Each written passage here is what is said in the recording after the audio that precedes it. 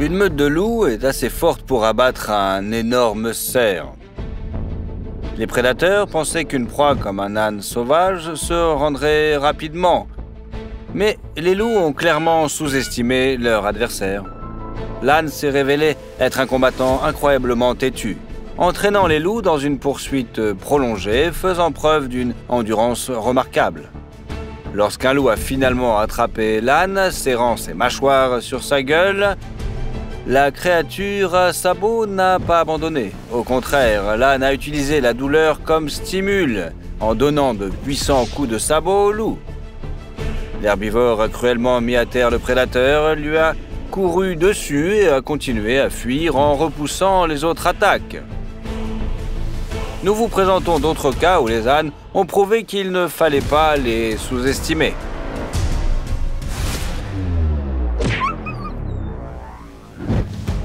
Un loup s'est jeté sur un âne, l'attrapant précisément par la trachée avec des puissantes mâchoires. Mais l'animal à sabots a surpris le prédateur en se dégageant et en donnant un puissant coup de sabot latéral au loup. L'herbivore n'était pas dans une position idéale pour contre-attaquer, mais le coup de pied était suffisamment puissant pour faire voler le loup. Le loup a tenté de poursuivre son attaque, mais les cris du propriétaire de l'âne l'ont fait fuir. Un humain peut être fier de son animal de compagnie. Comment réagiriez-vous si vous étions témoin de l'attaque d'un prédateur sauvage sur votre animal? Si vous avez vécu une telle expérience, partagez votre histoire dans les commentaires sous la vidéo. Un âne et un lion se retrouvent dans le même enclos. L'âne broute et s'approche du lion couché. Le prédateur, rassasié, n'attaque pas l'animal à sabots, mais ne tolère pas une telle audace. Prêt à bondir sur son voisin récalcitrant, le lion ne se rend pas compte à qui il a affaire. L'âne réagit instantanément en donnant 2 coups de sabot dévastateurs directement sur la gueule du lion. D'abord un coup de pied léger avec la patte avant, puis un véritable et un puissant coup de sabot étourdissant avec la patte arrière. Cette combinaison assomme le lion et le pousse dans un coin de l'enclos. Le prédateur est en état de choc. L'âne regarde si le lion a retenu la leçon ou s'il doit la répéter.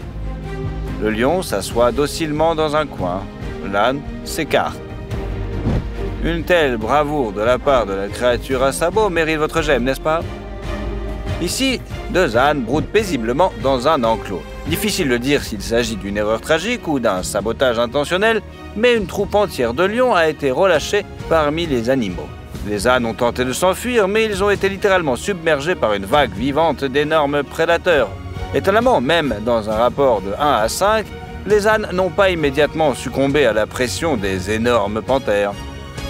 L'un des herbivores a réussi à frapper une lionne directement dans la poitrine, tandis que l'autre a continué à résister pendant un certain temps, repoussant plusieurs lionnes qui le plaquaient au sol simultanément. Cependant, l'avantage numérique des prédateurs était trop important. Ils ont réussi à vaincre la résistance des ânes et à s'en débarrasser. Cette histoire se termine tristement pour les ânes, ils ont été vaincus. Mais remarquez l'effort que les lionnes ont dû fournir. C'est comme si elles n'avaient pas affaire à de petits animaux à sabots, mais à des rhinocéros. Chaque âne a tenu tête à plusieurs lionnes. Les prédateurs ne s'attendaient pas à une telle résistance. S'il y en avait eu 3 ou 4 lionnes, elles auraient sans doute eu du mal à s'en sortir, n'est-ce pas? L'âne a repris peu lorsqu'il a senti l'approche d'un agneau prenant le petit pour une source de menace et réagissant instantanément par un coup de sabot. Le sabot a touché le petit animal en plein centre du corps et l'agneau s'est littéralement envolé. S'agissait-il d'un accès d'agressivité non provoqué? Pas vraiment, certains conflits avec les ânes se produisent accidentellement. Les ânes ont les yeux sur les côtés de la tête par rapport au centre de la gueule, ce qui rend leur champ de vision très large par rapport aux prédateurs dont les yeux sont orientés vers l'avant. L'âne peut donc voir ce qui se trouve derrière lui. Cependant, il y a des zones aveugles. Le petit agneau ne le savait pas et s'est approché de l'âne précisément à l'endroit où l'animal à sabots ne pouvait pas le remarquer. L'âne a supposé qu'il s'agissait d'un prédateur furtif et a donné un coup de pied aveugle, juste au cas où. C'est d'ailleurs la raison pour laquelle les humains ne doivent pas s'approcher des ânes et des chevaux par l'arrière. Mais cet âne savait ce qu'il faisait, et il est difficile de dire ce qui l'a mis en colère dans le comportement du renard du désert. Le petit prédateur duveteux a-t-il osé s'attaquer à l'animal à sabots? En tout cas, le renard ne savait pas à qui il avait affaire, sinon il aurait fait fuir lorsque l'animal est apparu à l'horizon. Comme vous pouvez le voir, l'âne n'a pas perdu de temps et a essayé de dissuader le renard en lui donnant des coups de sabot. Au lieu de cela, la créature à sabot a déployé son arme la plus dangereuse, ses dents.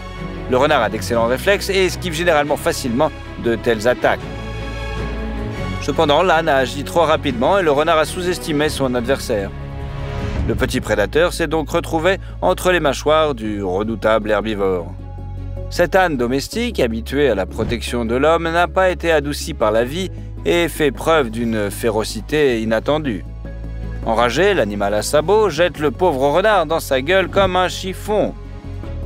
Les secousses brutales et les mouvements puissants et rythmés du coup étaient si forts que l'âne a brisé la nuque du renard et lui a infligé de nombreuses autres blessures mortelles en moins d'une minute.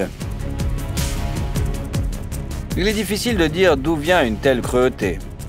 Dès que l'âne se rendait compte que le renard pouvait encore bouger, il faisait tomber l'ennemi sur le sable, mais uniquement pour lui serrer la gorge plus fermement et plus vigoureusement. La bête herbivore relevait alors le petit prédateur.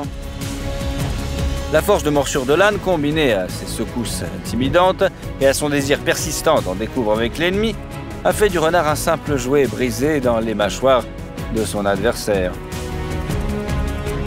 Mais cet incident explique peut-être la fureur lors des conflits avec les prédateurs. Ce léopard des neiges, élégant et incroyablement fort, a enfoncé ses dents précisément dans la gorge de l'âne. Tout autre animal à sabots de cette catégorie de poids aurait été condamné sur le champ. Mais le léopard ne savait pas à qui il avait affaire. L'âne s'est contenté de marcher. Le léopard n'a pas essayé d'attraper sa proie avec toutes ses pattes. Au lieu de cela, le prédateur semblait éteindre l'âne uniquement autour de la tête, tandis que le reste de son corps traînait sur le sol. Cela faisait partie du plan et de la tactique de chasse. La panthère voulait que l'âne baisse la tête sous son poids afin de le déséquilibrer, de l'amener au sol et de l'achever plus facilement. Mais cela n'a pas fonctionné. L'âne a marché calmement, sans même baisser la tête, mais en traînant la panthère comme un ornement vivant exotique. L'herbivore tenta d'en profiter pour piétiner les léopards, mais il n'y parvint pas non plus. Un match nul? Pas tout à fait. La créature à sabots ne résiste pas activement. Peut-être le léopard l'a-t-il interprété comme du désespoir, mais en réalité, l'âne n'a presque pas remarqué son adversaire. Il semble que la poigne du prédateur n'ait même pas gêné l'âne outre mesure. Le léopard comprima la trachée, espérant progressivement étrangler ou au moins partiellement couper la respiration de sa victime. Mais il n'y parvient pas. L'âne, lui, s'en moque éperdument. Il marche tranquillement avec le léopard autour du cou. Ensuite, la créature à sabots s'allonge, mais ce n'est pas un problème. Il se repose simplement. Le léopard est en état de choc. Il n'a pas été pris en compte alors qu'il semblait avoir réussi son attaque. L'âne se relève sans effort et continue à marcher. La panthère des neiges finit par se rendre compte que l'âne est un adversaire trop redoutable et lâche prise. L'âne se débarrasse paresseusement de l'ennemi. Le léopard n'avait pas ressenti une telle humiliation depuis longtemps. Parfois, l'âne s'engage dans des combats sérieux avec d'autres animaux à sabots. Ici, par exemple, il se bat courageusement contre un chameau. L'adversaire est presque 3 fois plus grand que l'âne, le surpasse en force brutale et possède un avantage tactique crucial, sa hauteur. Le long cou et le garrot imposant compliquent considérablement les tentatives de l'âne pour atteindre la gorge de son adversaire. Le chameau, quant à lui, tend toujours la main et saisit le dos, le cou et la tête de l'âne avec ses énormes mâchoires. D'une certaine manière, les chameaux et les ânes se ressemblent. Tous deux sont des animaux robustes, adaptés au climat du désert, endurcis par l'environnement, ce qui en fait des redoutables adversaires. Ils évitent de s'infliger des blessures mortelles, sauf en cas de véritable provocation. Cependant, dans le cas présent, la patience des deux adversaires semble avoir faibli. Ils se battent sérieusement. Le chameau tente de briser la colonne vertébrale de l'âne. Tout le dos de l'animal à sabots entre dans la bouche de la plus grosse bête. Pourtant, la musculature puissante et la peau résistante de l'âne le protègent de blessures réellement dangereuses. En revanche, le chameau supprime la résistance et désarçonne l'adversaire, grâce à un net avantage de masse. Mais l'âne s'obstine à revenir au combat, saute, se cabre, tout cela pour atteindre la gorge de l'adversaire. Et là, l'âne affronte un poney. Ces chevaux sont bien plus redoutables qu'on ne le pense. On assiste donc à un duel entre deux animaux réellement dangereux, mais à la réputation faussement pacifique. Les poneys ont été élevés pour travailler dans les mines, et malgré leur taille modeste, ils possèdent une force et une endurance incroyables, ainsi qu'un tempérament plutôt sinistre. Notez que les deux adversaires, bien qu'ils essaient parfois de se faire tomber l'un l'autre par des coups de sabot et des coups de bélier, utilisent principalement leurs mâchoires. Il en va de même dans les cas de bataille entre des ânes et des chevaux. Bien que les deux espèces utilisent plus souvent les sabots pour se protéger des attaques des prédateurs, ils règlent leurs différends entre eux à l'aide de leurs dents. Cela explique par la soif de sang de l'âne à laquelle le cheval ne s'attendait pas de la part du plus petit animal. Sous la mâchoire des deux ongulés se trouve un point vulnérable. Une morsure à cet endroit peut couper la respiration de l'animal et l'étrangler. Il est donc inutile de viser la base musculaire du cou. Il faut viser précisément sous la mâchoire inférieure. Les deux herbivores sont parfaitement conscients de cette particularité et tentent d'atteindre cette zone vulnérable sur le corps de l'autre. Étonnamment, malgré la supériorité du chameau en termes de force, de masse et de taille, il ne parvient pas à vaincre définitivement l'âne. L'âne est trop sûr de lui et trop robuste. Ainsi, lorsqu'un âne refuse de se soumettre à l'homme, se montre têtu, ne suit pas les ordres ou va où il veut, il faut considérer qu'il s'agit d'un comportement relativement bénin. Cela pourrait être bien pire. Curieusement, les ânes sont remarquablement loyaux envers les humains. De plus, ce sont généralement les propriétaires qui parviennent à séparer les deux animaux qui se battent.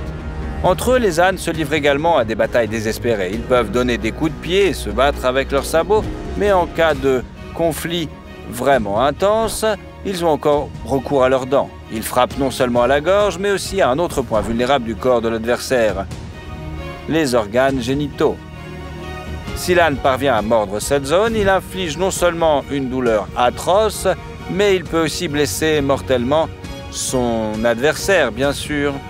Les ânes ne se contentent pas de mordre, ils serrent la cible entre leurs dents pendant une période prolongée.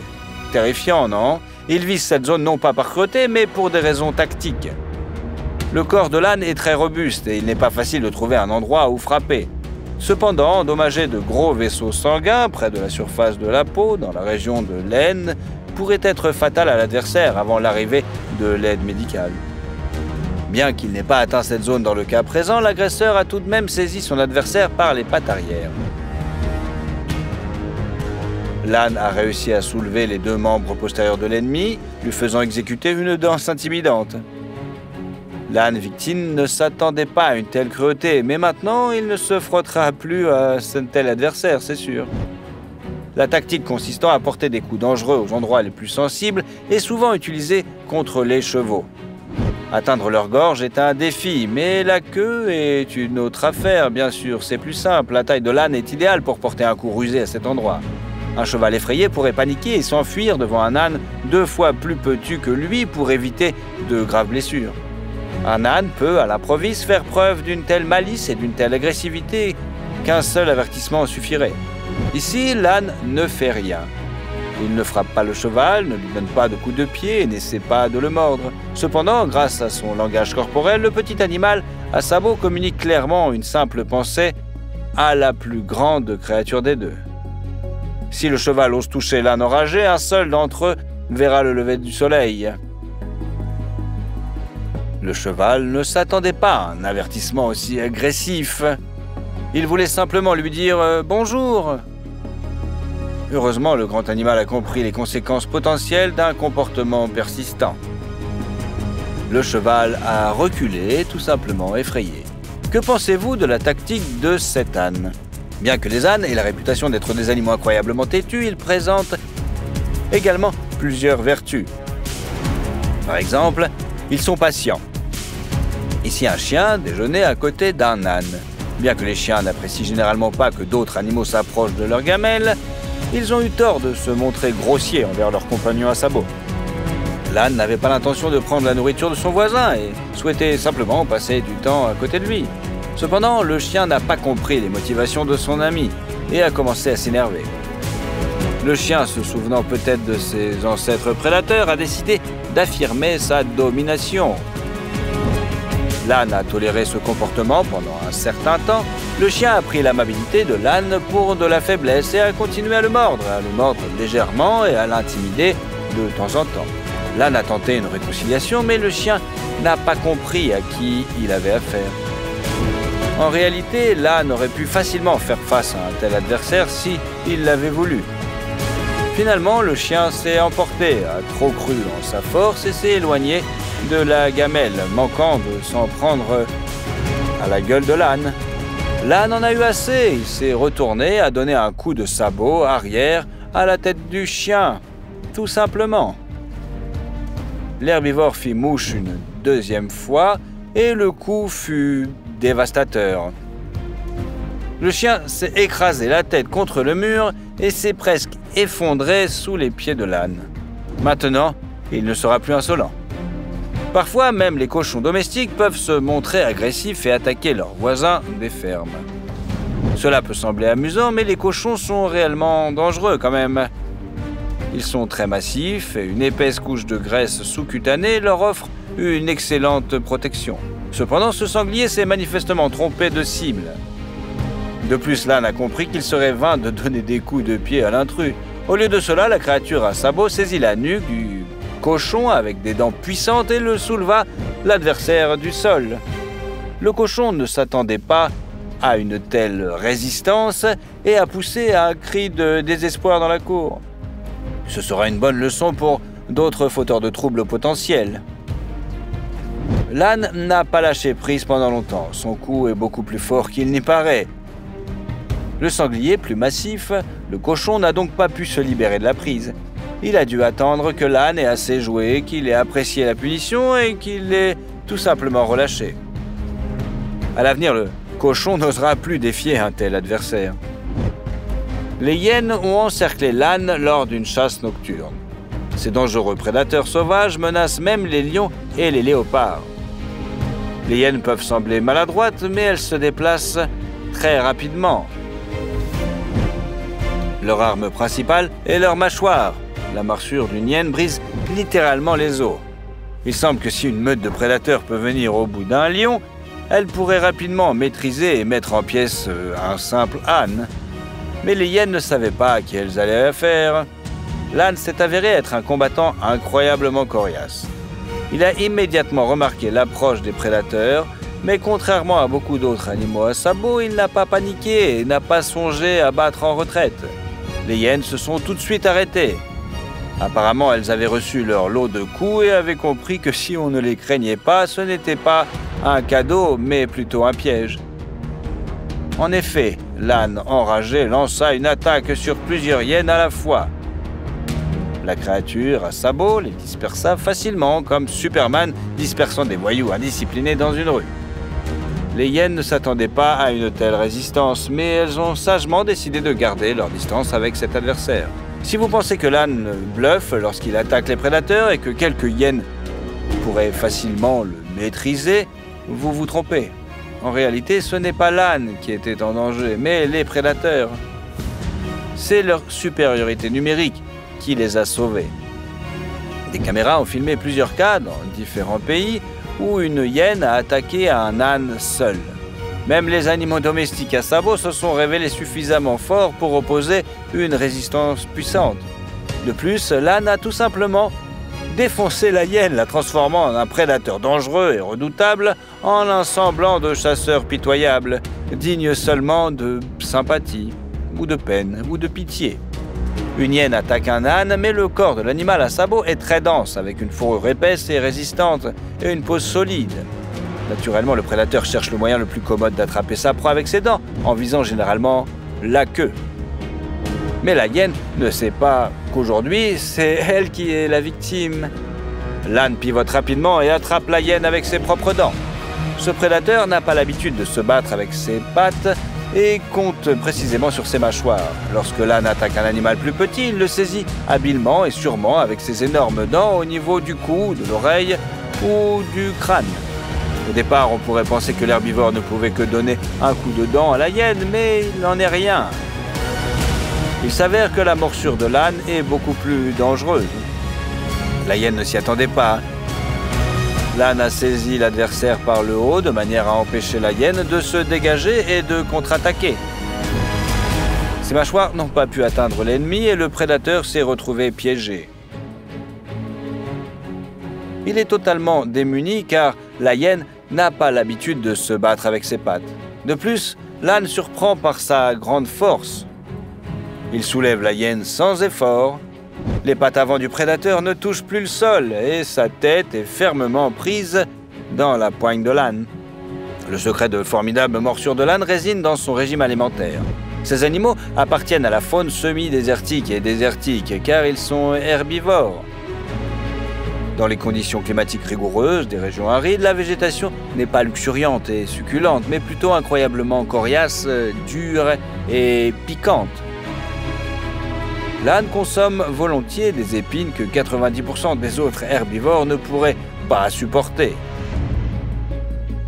Grâce à cela, la force de la morsure est immense. De plus, comme les chevaux, les ânes ont des dents plates et non pointues.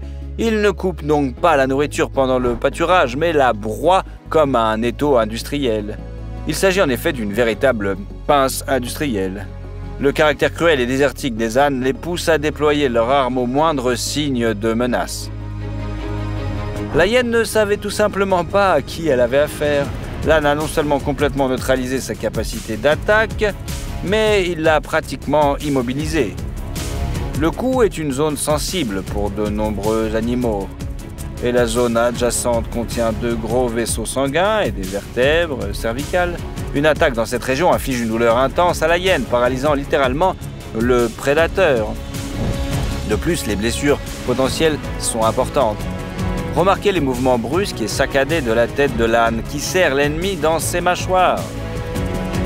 Si cela continue, l'herbivore pourrait facilement briser la colonne vertébrale du prédateur en broyant les vertèbres cervicales. De cette façon, l'herbivore décapite pratiquement le prédateur tout en gardant la peau intacte.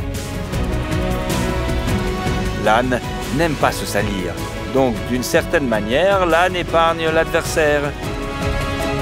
Étonnamment, après quelques minutes, l'âne relâche son ennemi. Cependant, l'acte noble de l'animal à sabots est montré d'une manière assez spécifique. L'âne marche de long en large avec sa proie, comme pour se moquer de la hyène et lui montrer qui commande. Cette leçon douloureuse et effrayante restera gravée dans la mémoire de la hyène pour le reste de sa vie.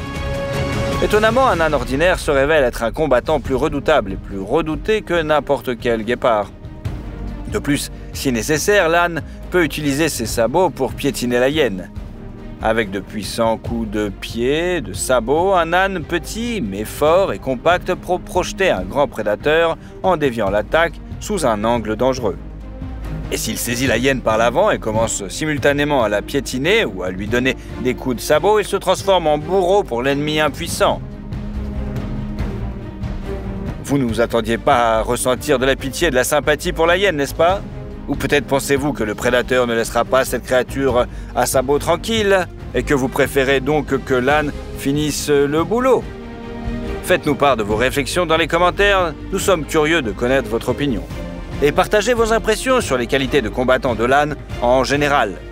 N'oubliez pas non plus de vous abonner bien sûr à notre chaîne pour découvrir d'autres épisodes incroyables de la vie d'animaux dont on attend rarement qu'ils accomplissent des exploits si héroïques.